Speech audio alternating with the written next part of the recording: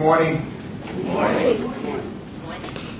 It's good to see so many folks out at such an early hour on a Saturday morning. It shows that we're getting more and more serious about this issue, and certainly as we get more and more serious about this issue, there's more hope for real change to come about. I've been basically asked to speak at this early juncture of the proceedings because I had the distinction of being active back there in that day. Okay? That day was the 1960s, and that time was a time when community struggles for education reform was at the grassroots and manifested by boycotts of schools, establishment of freedom schools, heavy involvement by local ministers and members of the clergy, large parent turnouts and parent involvement, and a few dedicated educators like us. Okay? We were trying to change a system that had been in place for, the better part of about 50 years. And it was a very difficult and a very long struggle. But the spirit of the people could not be denied. That was manifested in communities like the IS-201 community in Harlem, the Two Bridges community in Lower Manhattan, and the community of which I was mostly acquainted with, that was the community of Ocean Hill, Brownsville in Brooklyn. In those communities, people dared to take the chance of running their own educational operations. And in running their own operations, even though these operations were labeled experimental and given all kinds of other labels that were, said that, this was just temporary, this wasn't going to be permanent, and all that kind of stuff. They still dared to make the kinds of changes that was needed to bring about or to usher in a new era of community-based education in our schools. Prior to that, the best way to describe the schools, in my humble opinion, was colonial. They were run as, entities, institutions, by a body of people who had no interest in the communities in which they worked, mainly other than economic interest. All right? They came in the mornings from faraway places to perform educational duties. They did these duties between the hours of 8 a.m. and 4 p.m., 4 p.m., and by 4 or 5 p.m. they had vanished to suburban locations unknown. Okay? So that was the system then. It was a colonial system.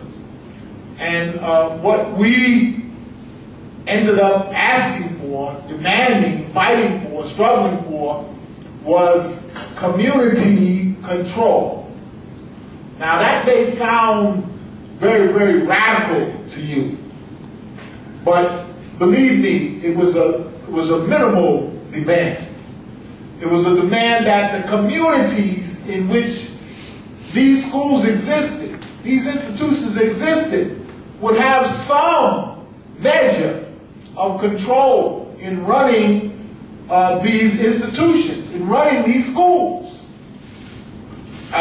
It existed already in this state in suburban communities. If you looked at the communities on Long Island or Westchester or other areas throughout the state, they had locally elected school boards that set and ran those districts. So why was this demand for community control such a radical demand when it came to the schools of the city of New York? Of course, I must confess, I was very naive during that time. I didn't realize the tremendous economic boom that this educational system represented to those who were in control.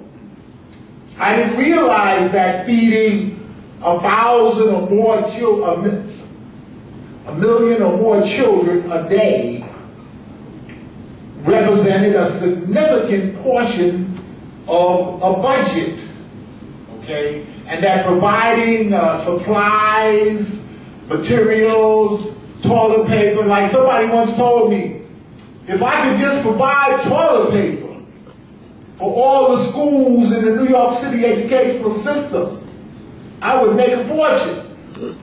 Of course, I didn't realize that they were people who were making a fortune already doing that, okay? So these were the forces that we had to struggle against during that period. I would say based upon what we had, and we were able to significantly impact those forces. And the reason why was because of the determination of the people that were involved. The people who were involved were very, very determined. They met literally day and night. I remember when I got into the heart of the struggle around, let's say around 67 through 69, it seemed like I was going to meetings day and night, and weekends, and Sundays, etc. Okay? And they were all over. At first, it was like the three areas that I mentioned to you before. 201, Two Bridges, Ocean Hill-Brownsville. But it didn't stay there. The spirit of our struggle, the objectives of our struggle, the meanings of our struggle spread all over the city. And you had people in the Bronx, Queens, Staten Island, etc., who were calling you perpetually, set up a meeting, come and meet with us, do a workshop, etc., etc. And these struggles were breaking out everywhere. So finally, under that onslaught, the system realized that it had to make some accommodations. And what came down was the accommodation known as decentralization. Okay, in other words, the city was broken up into 33 school districts, and school boards were to be elected in those 33 school districts, and the school boards had some minimal opportunities to exercise power in the running of the schools of those 33 districts. Were there changes? Yes, there were changes, tremendous changes. We'd have to have a special workshop alone just to discuss what went down between 1969 and roughly 1999. Okay, that changed the school system in many, many ways. All right, but